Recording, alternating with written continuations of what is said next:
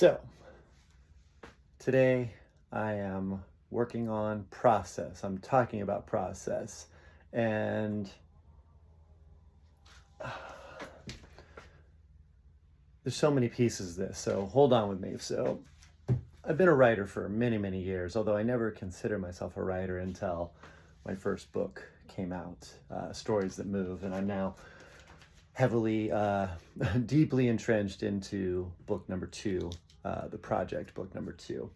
It's currently at 206,000 words, which this book, in its first iteration, was 65,000 words, and it's a real book. So it'll probably be 4 times that length when it's done. So it's quite a project. But there will come a day where I don't have an active project on my desk. I already know what my next 4 or 5 books are going to be, but someday, long time from now, when those are all done, I look forward to the day where I can sit down and create something from scratch, something new.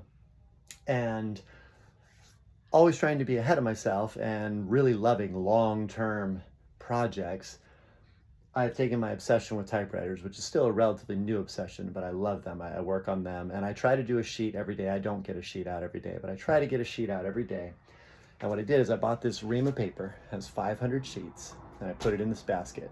And up here, this is just to keep them straight, but up here, I keep all the pages that I've done, with the objective being one day, when I have gotten through this entire 500 sheets, I will have this amalgamation of single page, one day journals over several years, all built up.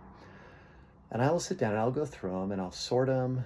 And this is a big part of trust in the creative process. I'm just trusting that they will naturally sort of organize themselves. They will organically form themselves into a book project or an idea, or there'll be a series of thoughts that they can be sculpted into something.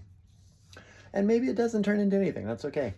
Sometimes we put a tremendous amount of energy into things and they never go anywhere. In fact, here, hold on one second. Bear with me. This is a 4-year project. Hi, Katie. This is a 13-year project right here. Yeah, right there. But this is a 4-year project that I worked on, and it's a show, and I'm confident there's it's really a character. I'm sure it's a 90-minute show, theater show. I originally envisioned it being a one-man show, but now I think it probably is more of a I think it's a 3-person show, and I even know who the cast members would be, so that's exciting. But point being, you create, and then things have to go into incubation, and then you get back to them. And that's important. You have to get back to them. I will get back to that. I'm just not in a show creation mode right now. I worked on performance shows and writing shows and being in a show for over 2 decades and loved it. Don't think I'm dogging that in any way. It's just I'm currently in a book writing phase. So, and books take a long time, so it could be a long phase, but I hope, given enough time, I will return to that project and I will get back to this project. But I'm such a stickler for finishing things. So one of my favorites here, let me grab this. One of my favorite people of all time, of course, is Leonardo da Vinci.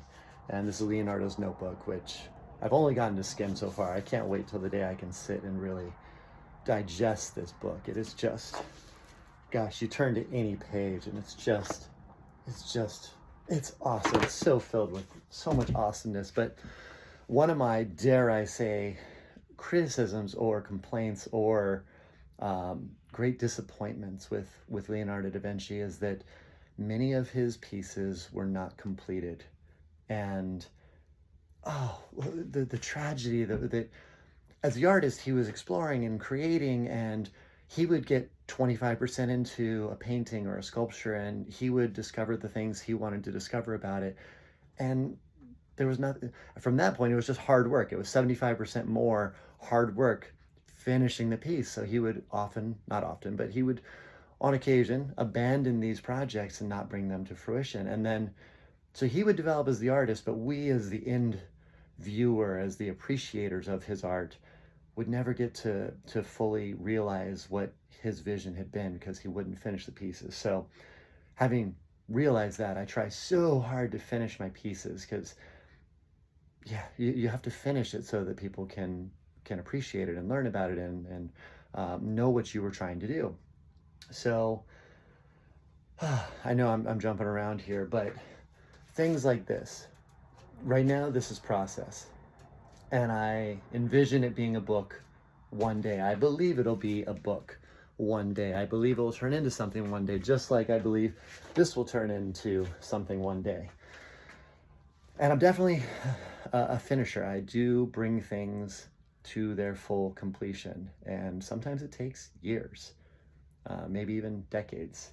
I mean, this book, Stories That Move, was worked on in pieces for the better part of 20 years before it finally buckled down, and I spent about 1.5 years really honing it into what it's become today. And it's my first book, but for a first book, I'm really proud of it. I think it was a success, and I stand behind the stories that are in there. But anyways, I'm talking to other creatives and authors and sculptors and artists and painters.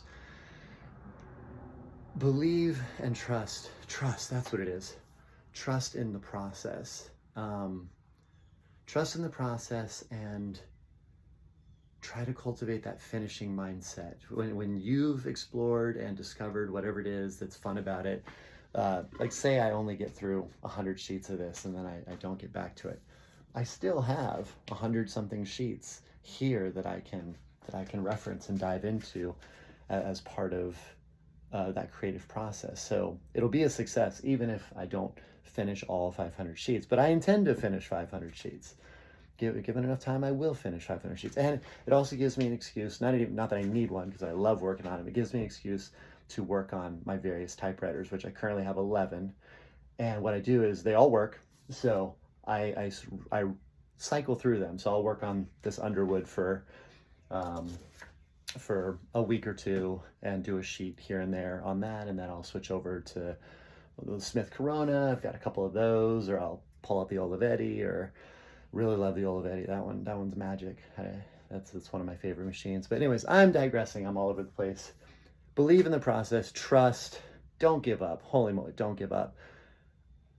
Perhaps that's one of the hardest things about being an artist and a creative is just how long so many of these things take. But don't give up. Keep going. Bring it to life so that we can all enjoy what is within you to create. All right, that's it. Thanks for watching. Y'all are awesome.